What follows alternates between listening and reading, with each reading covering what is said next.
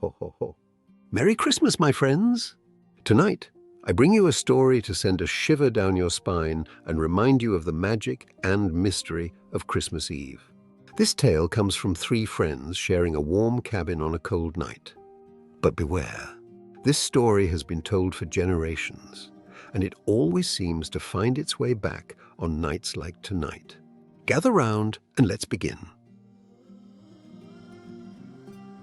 It was a bitterly cold Christmas Eve aboard Serendipity. Frost clung to the narrowboat's windows like lace, and outside, the frozen canal lay still under a starless sky. Inside, however, the wood-burning stove filled the cabin with warmth and light. Emma had strung fairy lights along the walls, their gentle glow making the polished wood gleam. She sat with Jack and John, all of them wrapped in cozy sweaters, mugs of steaming mulled wine warming their hands. The cabin smelled of cloves, cinnamon, and oranges. The three of them had spent much of the evening sharing memories of Christmases past, laughing over childhood misadventures and fond traditions. As the laughter died down, John leaned forward, his expression serious yet playful, his eyes twinkling with mischief. "I've got a tale for you both," he said, his voice lowering to a conspiratorial tone. "One I only tell on nights like this." Emma arched an eyebrow, intrigued. "Go on then," she urged. John nodded, setting his mug down on the table. "This isn't just any story. It's about the Phantom Express, a train that hasn't carried a living soul in over a century. Yet every Christmas Eve, it's said to appear running its ghostly route through the snowy hills." Jack, ever the pragmatist, gave a faint smile. "A ghost train? Really, John?" John shrugged, his grin widening. "Laugh if you like, but listen first. This tale begins on a night much like this one.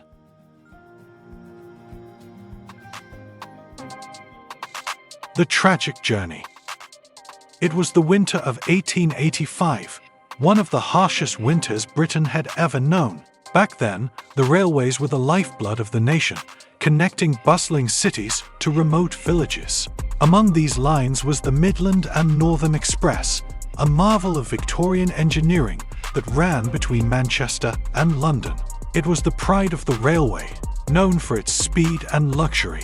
But that winter, the snow didn't just fall, it roared. By Christmas Eve, the tracks were buried beneath thick drifts, and the skies showed no sign of clearing. Still, the railway couldn't afford delays. The 11:55 p.m. service from Manchester to London was scheduled as usual, pulled by engine 918, a sleek black locomotive affectionately called Nightshade. At its helm was Samuel Garrett, a veteran driver, and his fireman, Thomas Wade, a young man eager to prove himself. The passengers that night were a mix of businessmen desperate to get home for the holidays, families reuniting with loved ones, and a few lonely souls seeking shelter from the cold. The journey began without incident. The engine roared to life, cutting through the icy air as it sped southward. But as they reached the Pennines, the snow thickened into a blizzard. Visibility dropped to nearly nothing, and the icy wind howled through the valleys. Garrett and Wade pressed on, their hands steady on the controls, trusting the solid steel tracks to guide them. But just before they reached the summit tunnel, something went terribly wrong. To this day, no one knows the exact cause. Some blame a weakened section of track, its bolts loosened by the freeze. Others speak of a shadowy figure seen waving a lantern near the signal box, warning of danger. Whatever the cause, Nightshade derailed at full speed and plunged into a deep and rocky ravine. The aftermath. The crash was devastating. Carriage after carriage piled into the valley, their wooden frames splintering on impact. Out of 73 people aboard, only 8 survived. Villagers from the nearby hamlet of Oak Hollow braved the storm to pull the injured from the wreckage, but for most, it was too late. Samuel Garrett and Thomas Wade were among the dead, along with dozens of passengers.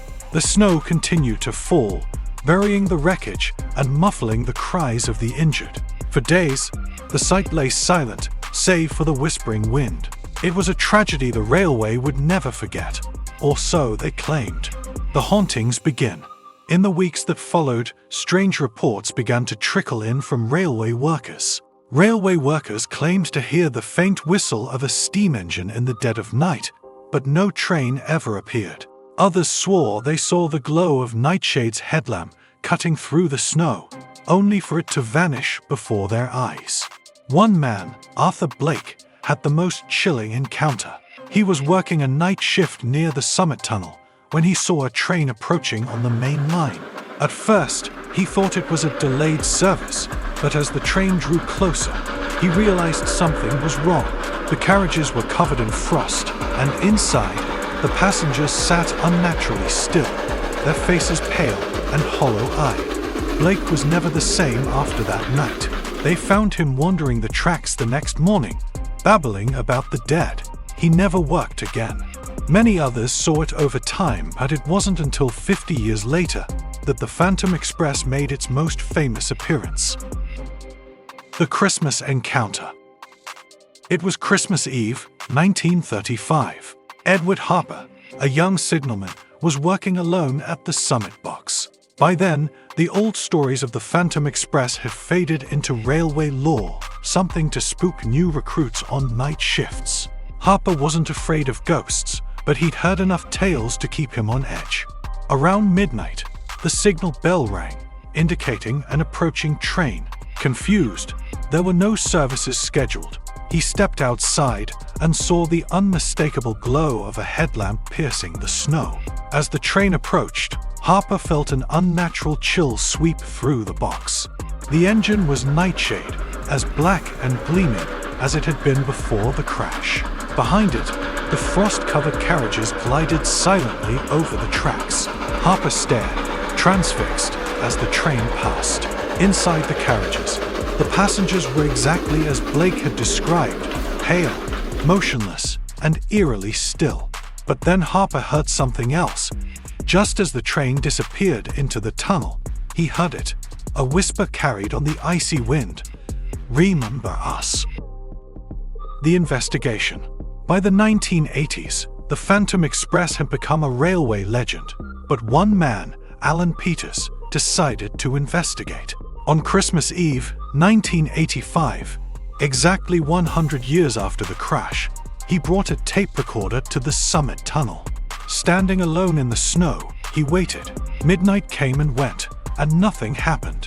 Disappointed, Peters returned home. But when he played back the tape, he heard something chilling. Beneath the sound of the wind was the faint chuffing of a steam engine, followed by a whisper, "All aboard."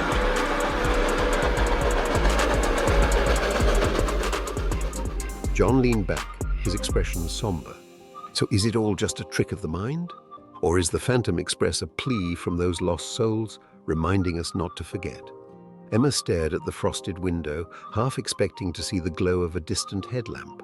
What if that whisper, "Remember us," isn't just a haunting? What if it's a call for something? John nodded slowly. There are those who believe the crash victims were buried in haste, their graves unmarked. Maybe the sightings of Nightshade are less about fear and more about memory, a reminder of what we owe to the past. A tale like this reminds us of the power of memory, doesn't it? Perhaps the greatest gift we can give is to remember those who came before us. Whether you believe in ghostly trains or not, let this story be a reminder to cherish the stories, lives, and history that shape who we are. Merry Christmas, my friends, and may your holiday be filled with warmth and wonder. Thanks so much for watching. If you enjoyed this chapter of Emma's Canal Chronicles, don't forget to give a thumbs up and hit subscribe for more. There are plenty more reflections and canal-side adventures ahead, so stay tuned for the next chapter in Emma's journey. And don't miss our upcoming ghost story this festive season. On New Year's Eve, experience the haunting mystery of the ghost of Frogmore Hall. Perfect for cosy winter evenings by the fire or a peaceful night on the water. For those of you who enjoy storytelling on the go, you can also check out a wide selection of audiobooks that Emma, Jack, and John love to listen to while cruising along the canals. Stay tuned for more fun and mysterious tales to come.